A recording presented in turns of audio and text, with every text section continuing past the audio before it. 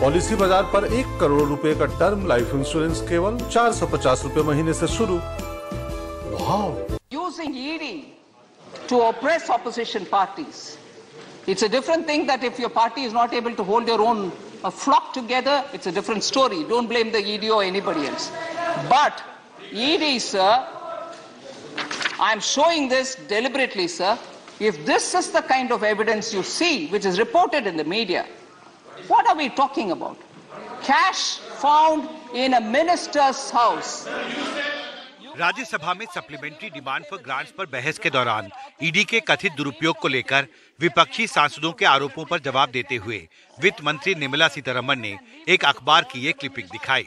I will authenticate it and leave it on the table. Yes, please, I'm conscious of what the rules that the chairman says. I will authenticate it and leave it on the table. Enough money. करीब 1 घंटे तक चले भाषण में वित्त मंत्री ने global अर्थव्यवस्था से लेकर भारतीय अर्थव्यवस्था के हालात पर कई दावे किए।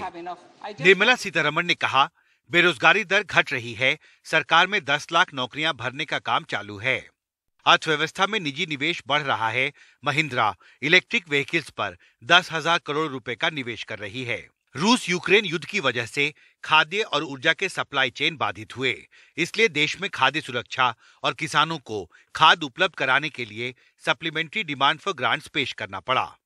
वित्त मंत्री ने आम आदमी पार्टी के सांसद राघव चड्ढा पर महंगाई को लेकर गलत आंकड़े पेश करने का आरोप लगाया। He said WPI inflation is high and in double digit in India.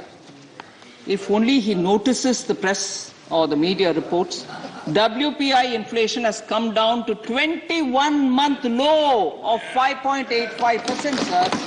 Where is it in double digits? Honorable Finance Minister deemed it appropriate to take pot shots at me when I asked only 10 specific questions. And my question, my clarification is, does the Finance Minister know the price of 1 kg of wheat, 1 kg of rice and 1 liter of milk? I can't allow. Their payments are either delayed, matching grants are not provided. Okay. Article 356 has been delayed by. Okay, Professor Manohar. वित्त मंत्री विपक्ष के सवालों का जवाब देते देते इंदिरा गांधी तक चली आईं।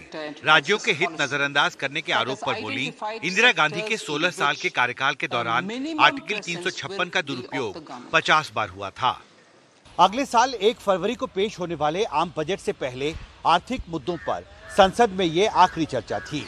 अपने लंबे जवाबी भाषण में वित्त मंत्री निर्मला सीतारमण ने आर्थिक मोर्चे पर चुनौतियों का जिक्र भी किया और आने वाले समय में इनसे निपटने के लिए सरकार की भावी रणनीति की तरफ संकेत भी दिया। संसद भवन से हिमांशु शेखर, एनडीटीवी इंडिया।